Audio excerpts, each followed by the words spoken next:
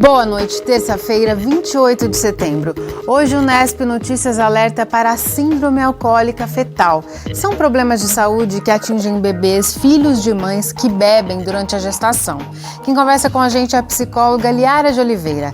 Ela vai falar sobre esse assunto durante a 22ª Mostra de Artes Sem Barreiras, na semana que vem aqui em Bauru.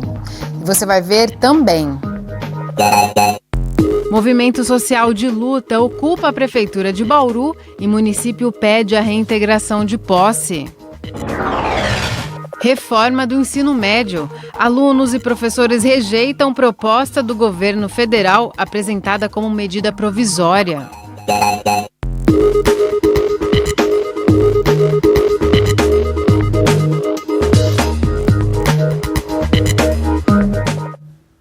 Integrantes do movimento social de luta ocuparam hoje cedo o prédio da Prefeitura de Bauru. Eles já tinham ocupado no início do mês a Praça das Cerejeiras. O grupo pressiona o município a encontrar outras áreas para realocar as famílias que vão ser retiradas na medida em que saírem novas reintegrações de posse. O movimento pede terra para a construção de casas. Dezenas de barracas foram montadas na Praça das Cerejeiras. Alguns membros do MSL entraram no prédio e permaneceram no saguão na tentativa de acelerar alguma decisão. A intenção do movimento é de que a Prefeitura se comprometa a intermediar na Justiça a negociação sobre a reintegração de posse de terras ocupadas atualmente em Bauru. Algumas áreas que pertencem ao município já foram identificadas, mas o MSL cobra ações mais efetivas para uma reforma urbana. Devido à outra ocupação que a gente fez na Praça da Cerejeira, no dia 5 de setembro, que saiu uma negociação aqui em ata junto com o prefeito, se caso tivesse alguma reintegração de posse, ele estaria pegando uma secretaria, que é a Secretaria da Agricultura Familiar, para fazer levantamento de algumas áreas para remover essas famílias, recolocar em outros lugares, para não ficar oprimida, né? Isso não se avançou.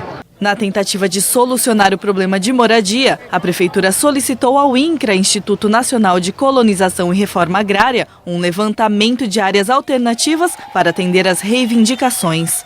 Existe um entendimento jurídico em cima disso daí que você não pode beneficiar uma pessoa ou um grupo específico. A Prefeitura, por ser um bem público, ela tem que abrir para todos, se caso ela abrisse. Então, não teria a exclusividade do movimento A, B ou C ter a posse daquela área. Na opinião do chefe de gabinete, o MSL deveria aguardar a identificação de novas terras. Mas o MSL alega que o pedido por moradias foi feito há bastante tempo. A gente vem reivindicando há mais de 2 anos a questão de moradia dentro de Bauru e nada foi ser feito. Agora ele vem falar que está no fim de mandato dele, que ele não pode fazer nada. Ele pode sim, ele é o atual prefeito ainda da cidade. Ele podia estar ajudando essas famílias, nesse exato momento, recolocar elas, ou não podia ser definitivo, mas recolocá-las até levar essas famílias a um lugar definitivo. A Prefeitura conseguiu na Justiça a reintegração de posse do prédio, mas antes do pedido ser cumprido, os integrantes do MSL concordaram em desocupar o saguão e a Praça das Cerejeiras. Isso porque o secretário municipal de Agricultura, Chico Maia, conseguiu agendar uma reunião em São Paulo para esta sexta-feira na Superintendência do INCRA. Vai ser discutida a possibilidade de serem repassadas áreas do Instituto para a Prefeitura fazer uma reforma urbana e agrária. Segundo Chico Maia, já existe uma lei municipal que permite ao município receber terras do INCRA. O prefeito Rodrigo Agostinho e integrantes do MSL devem participar dessa reunião. E na sessão da Câmara de ontem, os vereadores aprovaram, por unanimidade, o projeto de lei que obriga condomínios e loteamentos verticais e horizontais a separar o lixo reciclável. Pela proposta de autoria do vereador Paulo Eduardo de Souza, a Secretaria Municipal do Meio Ambiente seria responsável por coletar o material. Cooperativas também poderiam fazer esse serviço. Caso seja sancionada pelo prefeito Rodrigo Agostinho, essa lei, os condomínios e loteamentos vão ter até 90 dias para implantarem a coleta seletiva. Em caso de descumprimento, a multa é de R$1.000, valor que dobra em caso de reincidência.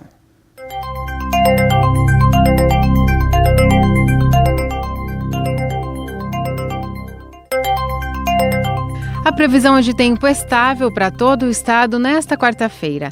Em Bauru, a umidade do ar agora é bem baixa, está em 26%. Os ventos sopram fracos, a 2 km por hora. Hoje, os termômetros variaram entre 10 e 28 graus. Para amanhã, a mínima prevista é de 14 e a máxima de 32 graus.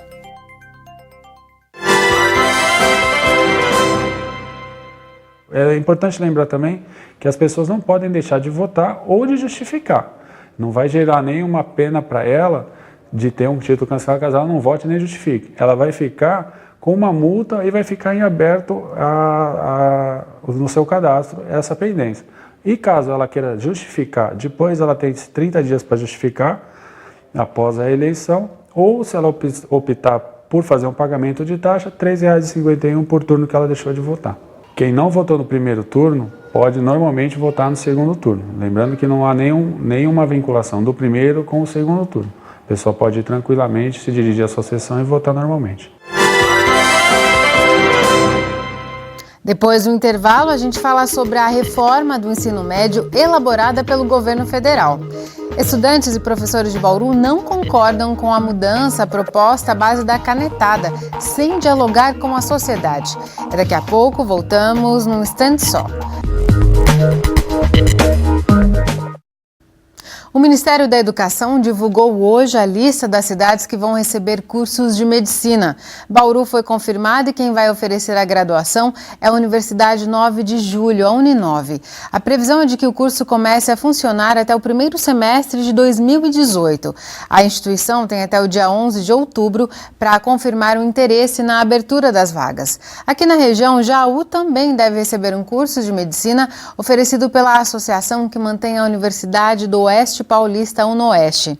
A meta do governo federal é abrir pouco mais de 2.000 vagas em todo o país. Agora uma dica para quem está em busca de formação profissional. O Senai de Bauru abriu inscrições para cursos de aprendizagem industrial.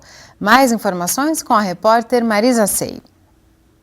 As vagas são para os cursos de eletricista de manutenção eletroeletrônica e mecânica automobilística. As aulas começam em janeiro de 2017 e os cursos têm duração de 2 anos. Quem vai falar mais sobre o assunto é o Valdir Mateus, coordenador pedagógico do Senai Bauru. Valdir, quem é que pode se inscrever para esses cursos? São jovens que já tenham concluído o ensino fundamental e que tenham de 14 a 24 anos no final do curso. O curso de eletricista tem um pré-requisito, né? Qual é esse? Exato. Para o eletricista de manutenção eletroeletrônica, que nós temos 32 vagas para o período da manhã, o pré-requisito é ter no mínimo 16 anos em função da característica do curso. E esse curso, ele deve ser feita a inscrição no balcão da secretaria.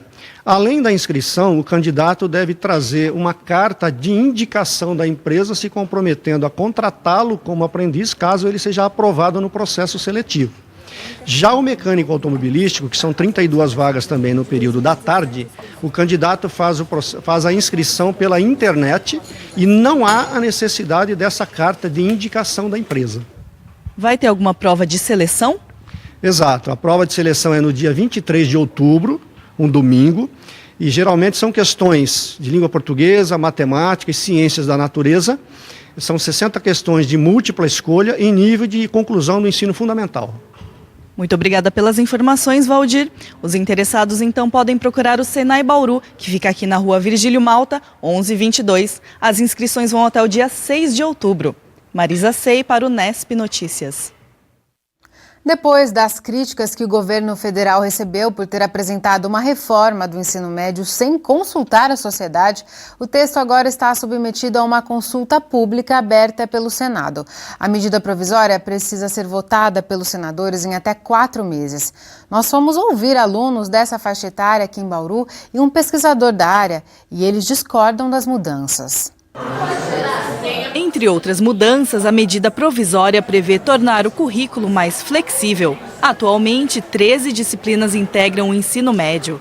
Com a reforma, apenas português, matemática e inglês permaneceriam obrigatórias. As demais disciplinas seriam escolhidas pelo aluno dentro de 5 áreas: linguagens, matemática, ciências da natureza, ciências humanas e formação técnica e profissional.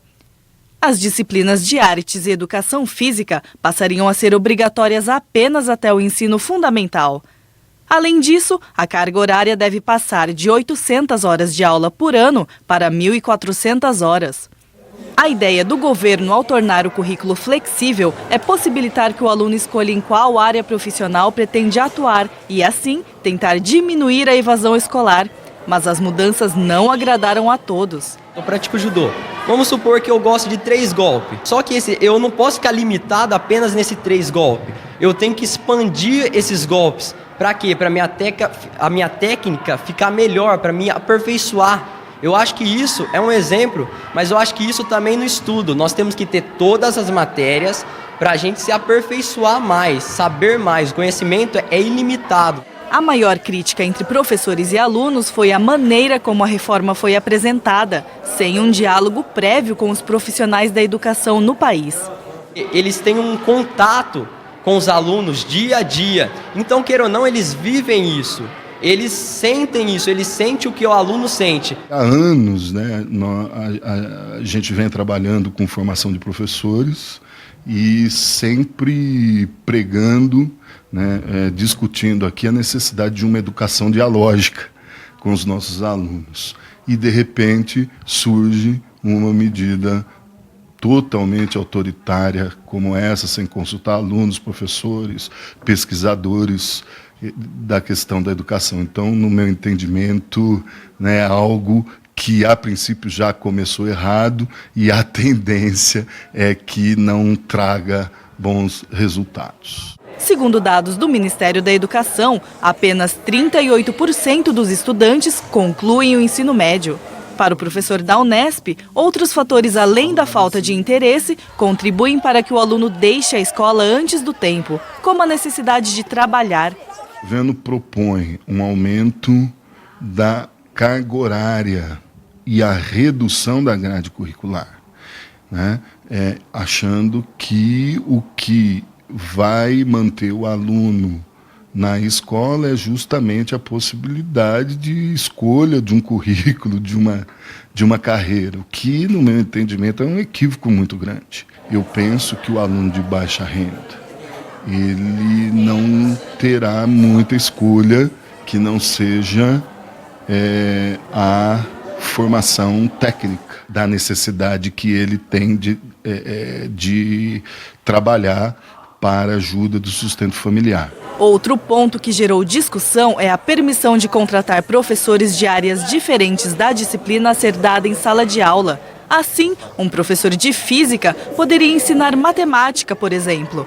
A ideia é reduzir a falta de professores em algumas matérias. Nesse ponto, cada estado vai definir quem poderá lecionar no ensino médio. Sem uma estrutura, dizer como que nós vamos manter esse aluno na escola em tempo integral, eu acho muito difícil que essa medida tenha um resultado positivo, né?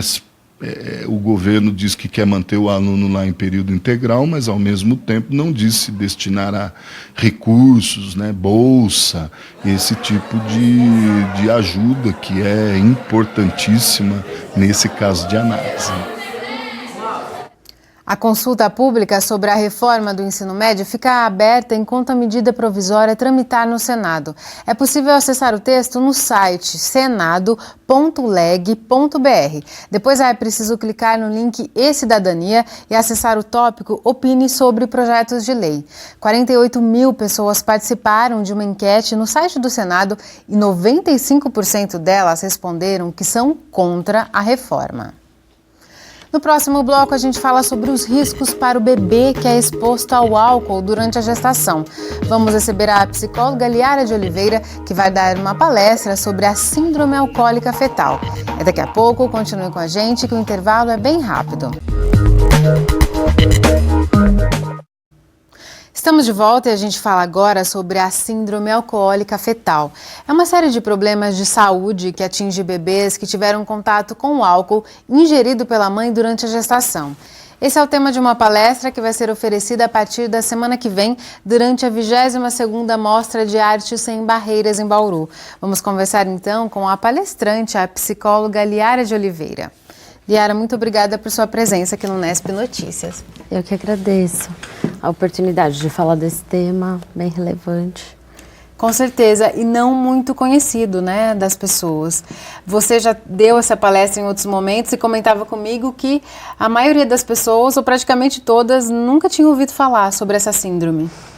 Essa palestra ela faz parte da Semana de Prevenção às Deficiências, que é uma agenda organizada pelo Conselho Municipal dos Direitos da Pessoa com Deficiência. Então, nós já estivemos em algumas escolas, né, conversando com os jovens, com os alunos.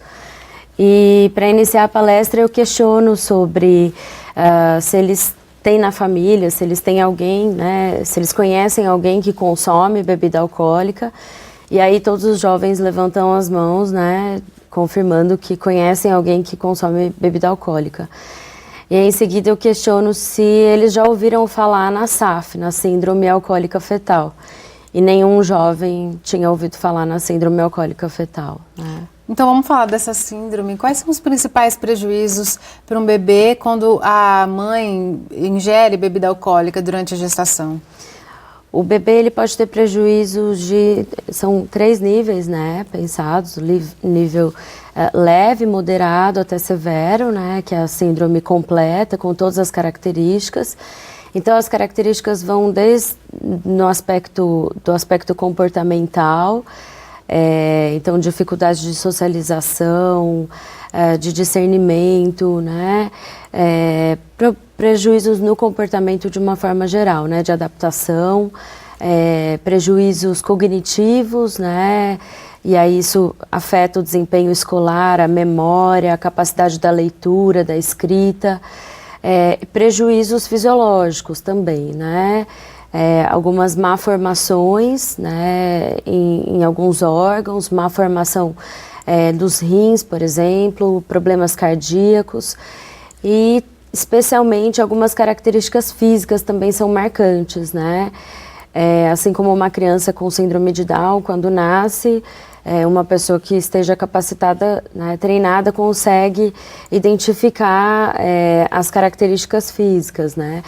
E o bebê que nasce com a síndrome alcoólica fetal também, né? Uma pessoa treinada é capaz de identificar algumas alterações nos olhos, né, que são menores, as pálpebras menores, não existe esse sulco aqui labial, né, é retinho, o lábio superior ele é bem fino, o queixo pequeno, algumas malformações na orelha, no nariz, então existem essas alterações físicas também, né? Então, é uma série de prejuízos, tanto cognitivos quanto para o desenvolvimento físico dessa criança. Uhum. E eles podem ser revertidos depois com o tratamento? Não, os prejuízos são definitivos, né? O que pode acontecer, sendo diagnosticada a síndrome alcoólica fetal, que essa criança tenha um acompanhamento com uma equipe multiprofissional que possa tornar a sua vida mais adaptada, né?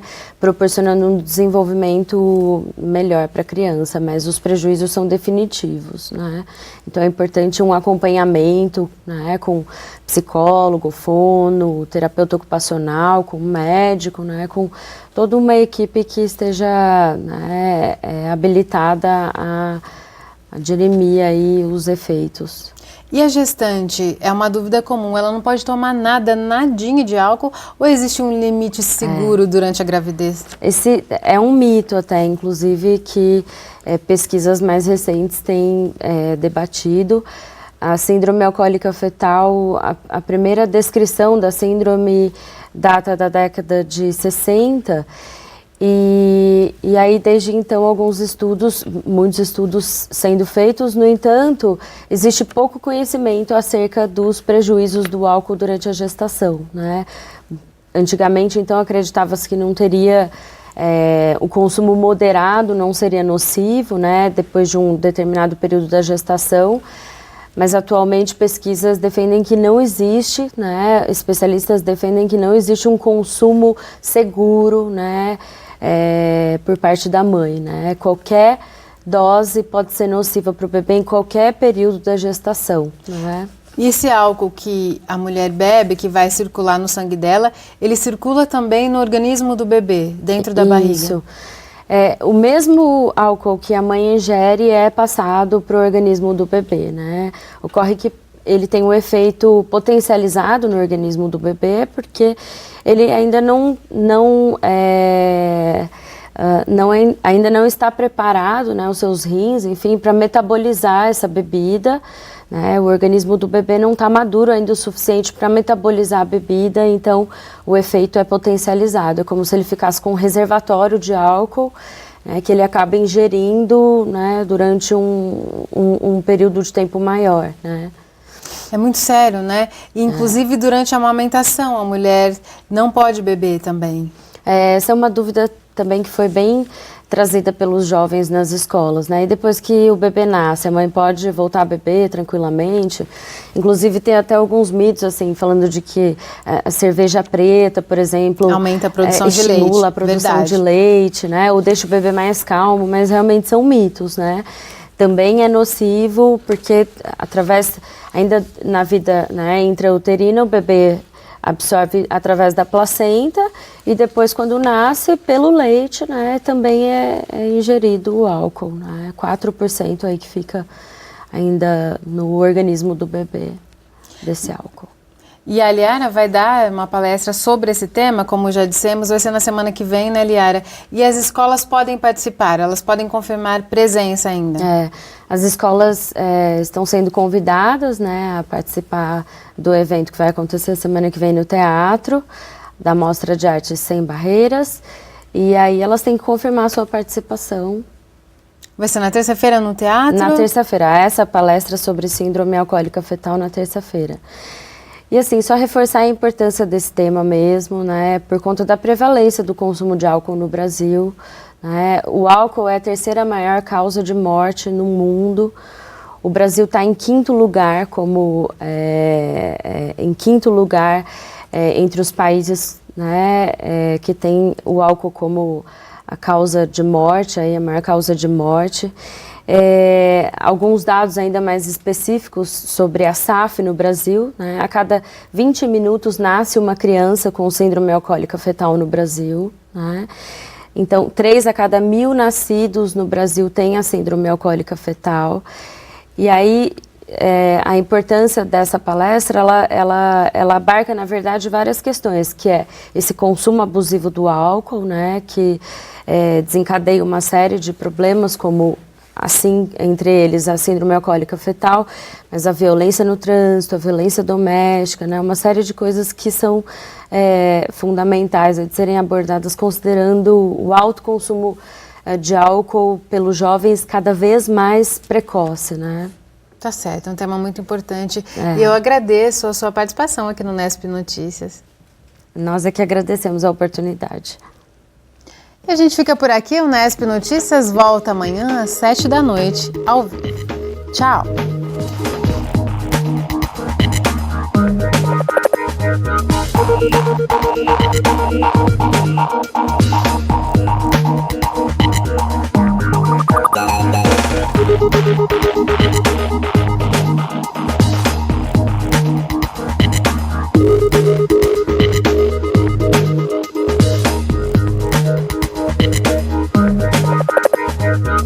Thank you.